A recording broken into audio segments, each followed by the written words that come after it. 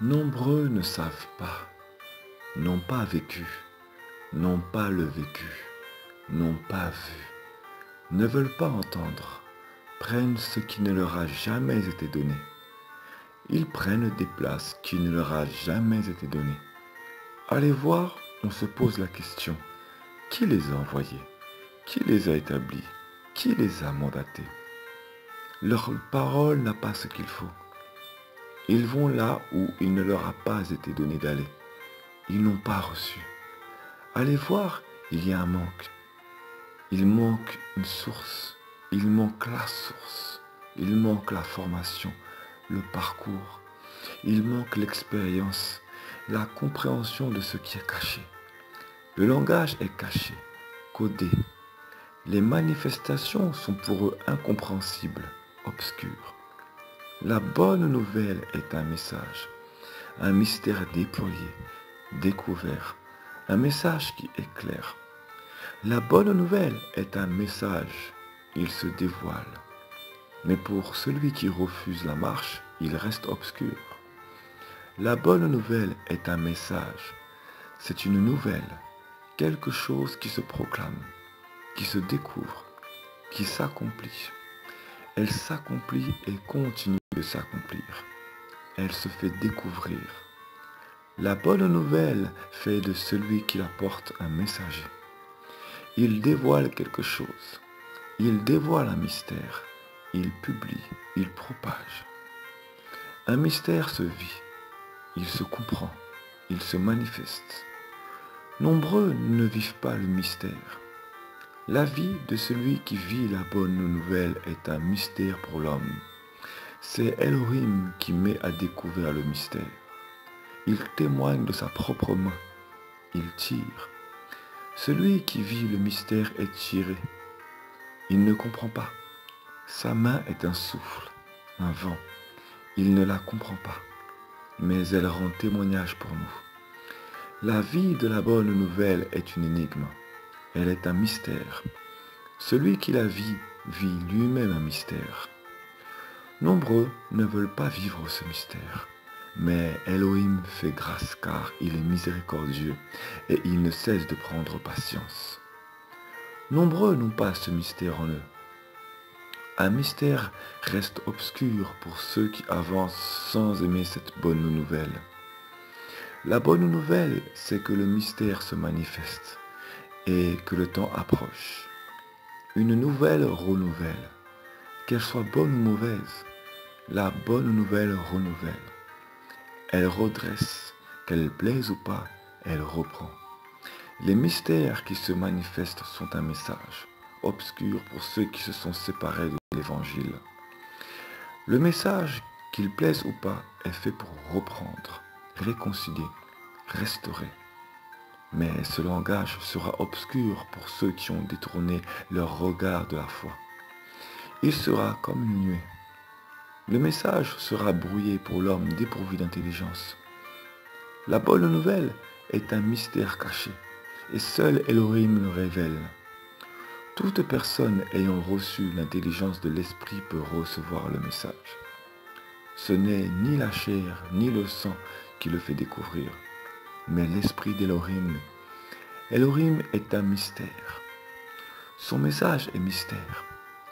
La bonne nouvelle est un mystère pour quiconque est dépourvu de sens, d'intelligence. Le mystère se laisse découvrir à quiconque le cherche d'un cœur sincère. La bonne nouvelle est un éclairage dans les sommets, dans les lieux les plus arides, les plus reculés, les plus sombres, les abîmes. Elle est un remède pour ceux qui veulent vivre en elle. J'ai vu des hommes que nul n'a mandatés, si ce n'est la chair et le sang, propager ce qu'ils ont aperçu, mais ils n'ont rien entendu dans le lieu secret. Ils n'ont rien reçu dans le lieu secret. Ils n'ont pas reçu la source. Ils n'ont pas été tirés par la source. Ils n'ont pas été tirés par l'appel. La bonne nouvelle se tient dans le lieu secret et elle se propage. Pour recevoir le mystère, il faut être tiré. Il faut chercher à comprendre ce qui se manifeste. Ce n'est pas la chair et le sang qui enseignent.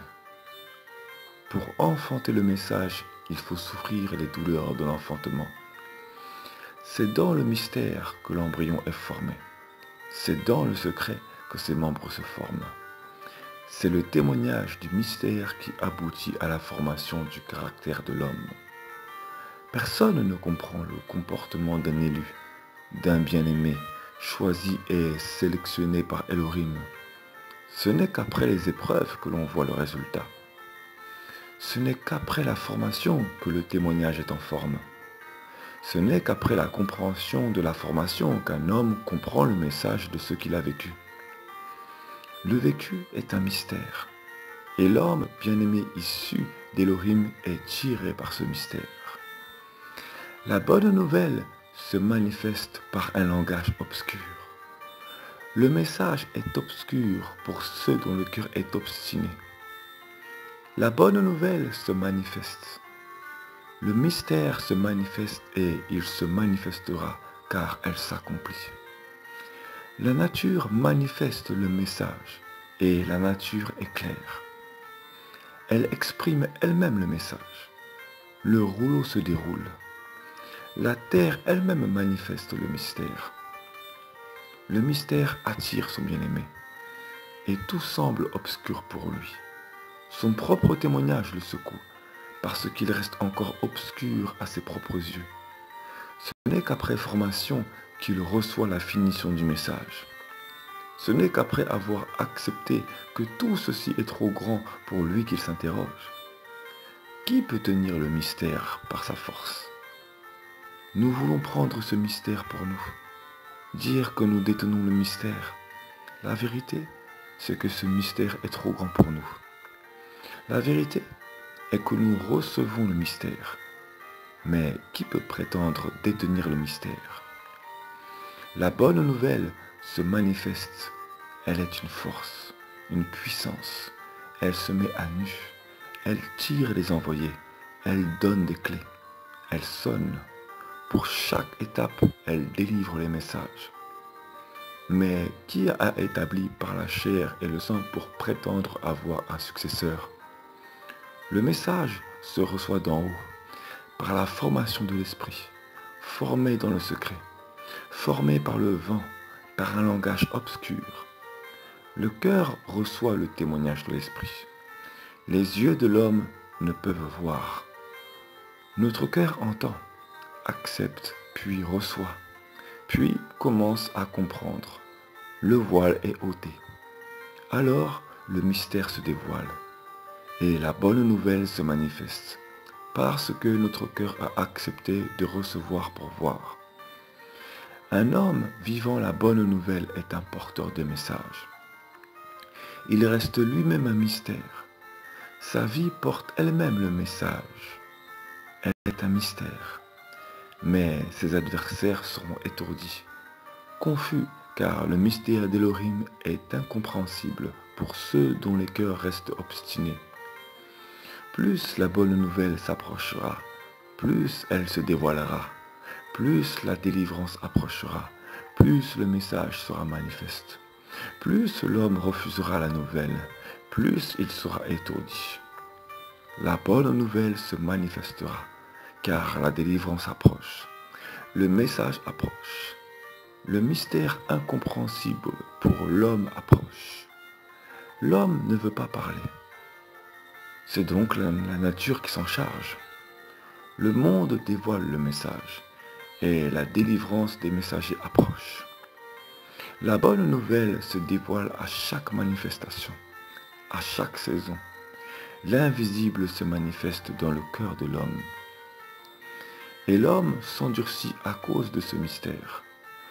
Le mystère bloque les élus qui refusent de le reconnaître entièrement, ceux qui choisissent de vivre leur vie, ceux qu'Elohim a choisis pour son service et qui résistent. Cette manifestation reste encore un message obscur. Qui donc, attiré par les choses de ce monde, peut comprendre les mystères? Elle reste encore une énigme. La bonne nouvelle est une énigme pour celui qui reste dans son raisonnement. La bonne nouvelle secoue, elle ramène à l'ordre. On se serre les coudes pour maintenir le ministère, en espérant en Elohim. On compte les uns sur les autres pour nous aider dans le ministère. La vérité, c'est que le ministère ne cessera de périr.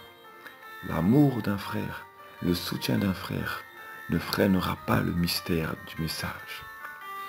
Le message se manifeste. Combien n'ont pas reçu la source? Combien n'ont pas été envoyés?